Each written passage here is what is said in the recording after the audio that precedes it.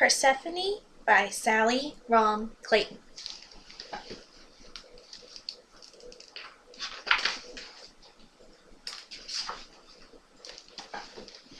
Persephone was playing in the fields, running, laughing, and chasing her friends. The sun felt warm on her bare arms, and the long grass tickled her legs. It was spring. Brightly colored flowers grew all around her. She gathered them into the folds of her gown. Brilliant crocuses, violets like gems, narcissi nodding their heads, green shoots of barley pushing out of the ground. Persephone picked and picked and picked, leaving her friends far behind.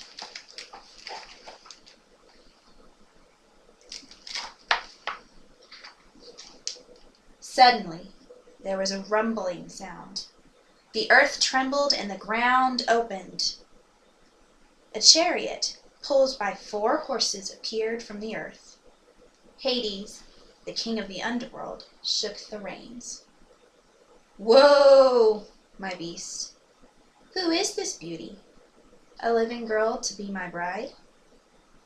He reached out, plucked Persephone from the ground, and pulled her into his chariot. "You will be my queen and light up my kingdom," he said. Persephone began to cry, but Hades cracked his whip and the horses galloped off.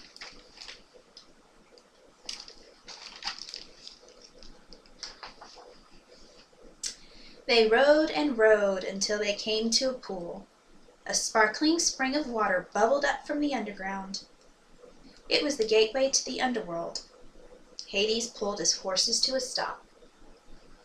The nymph with flowing hair and dripping dress rose up from the pool. "This is my home," she said.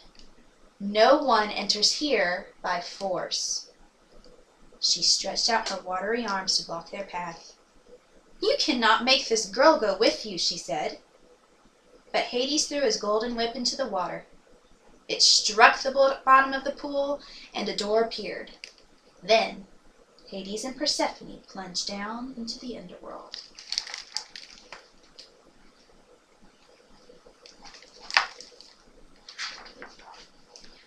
They raced along beneath towering rocks. They passed snakes and crawling creatures. They rode past boiling lakes and fields of lava. "Now that you are queen, all of this belongs to you," said Hades. "Look!" He pointed to the earth gleaming with gold, lumps of crystal winking beside the road. But Persephone did not care. The shadow fell across her face, and it stayed there.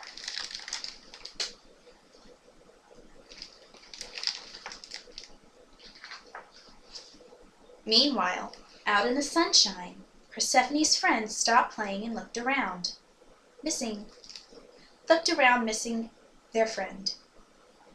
When they saw a heap of flowers laying on the ground, their laughter died away.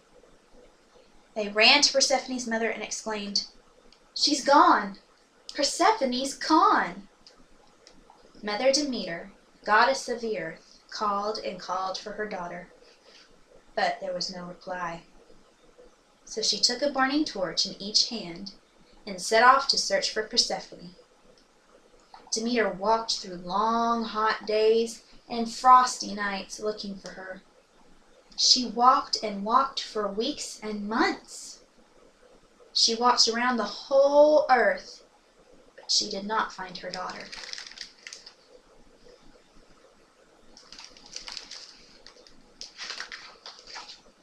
Exhausted, Demeter came to a pool and sat down to rest. She saw a ribbon floating on the water. She reached across and pulled that ribbon out of the water. Tears began to spring from her eyes. "This is Persephone's ribbon," she said. "I tied it in her hair myself." "Oh, where is my daughter?" cried the goddess. The water bubbled and the nymph rose up. "Great goddess, I know where your daughter is. Hades has taken her to his kingdom. I swam down to the bottom of the pool and peeped into the underworld, and I saw her sad face. Persephone is queen, sitting on a throne of gold. But she neither sleeps nor eats, she only weeps.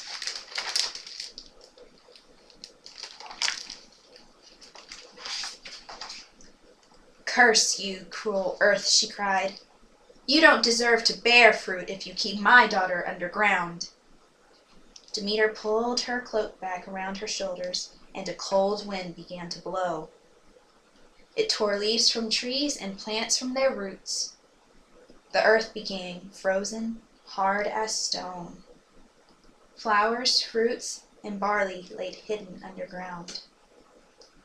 A year passed, and nothing on earth grew. It was a year of hunger and misery. It was winter all the time. No one recognized the great goddess wrapped in her cloak, weeping and waiting for the world to die of hunger.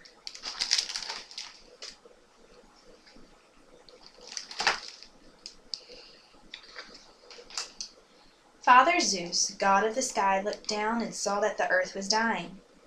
He called for his swiftest messenger, Hermes. Hermes, you travel to the world. You know every secret place there is. Find Persephone and bring her back. Then Demeter, goddess of growth, will make the earth green again. Hermes put on his winged sandals and magic helmet. He took up his golden wand coiled round with snakes, and in a flash rose up into the air.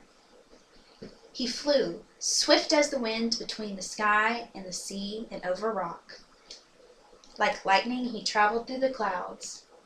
In an instant he was underground in Hades' dark kingdom. I come with a message, said Hermes. Father Zeus calls Persephone home.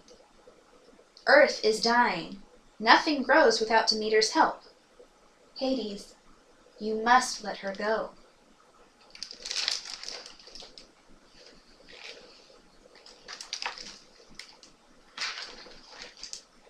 Hades was silent. Persephone held her breath, waiting for him to speak, and the underworld waited too. At last, Hades said, Persephone, flower of my life, you have made my gloomy kingdom bright. Everything shines while you are here. But because I love you, I will let you go. Let no one say that Hades is a cruel king. Go home, Persephone. Be sad no longer. Persephone leaped to her feet. Wait, my queen, said Hades. He lifted a golden plate piled with juicy seeds. All this time no food has passed your lips. Please eat before you go. The seeds were red and seemed to glow. Persephone suddenly felt hungry. She reached out, took 3 seeds, and popped them into her mouth. She crushed the seeds against her tongue, and a sweet, tangy juice burst inside her mouth. Persephone licked her lips. Then Hermes took her hand, and in an instant, swift as the wind, they flew from dark to light.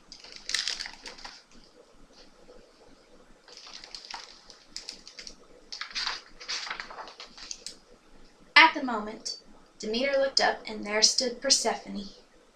She flung her arms around her daughter and hugged her tight. Then Demeter took the tattered ribbon and tied it in Persephone's hair. Mother and daughter, hands clasped, walked home.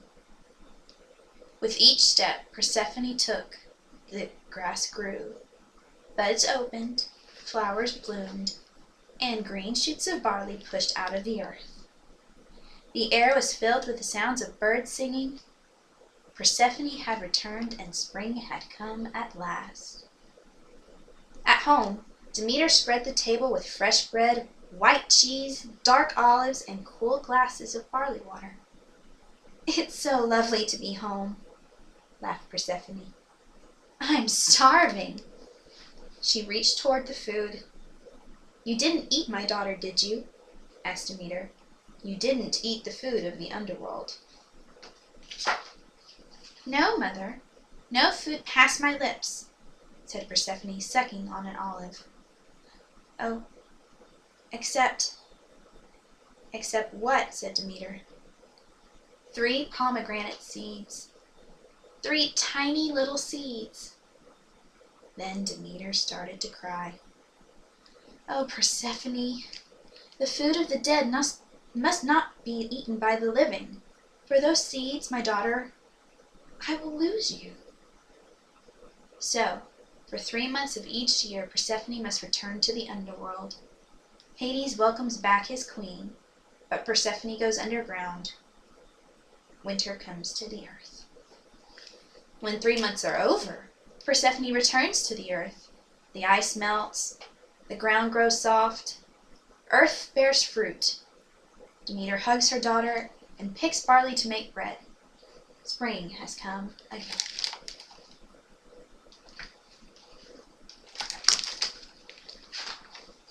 The end.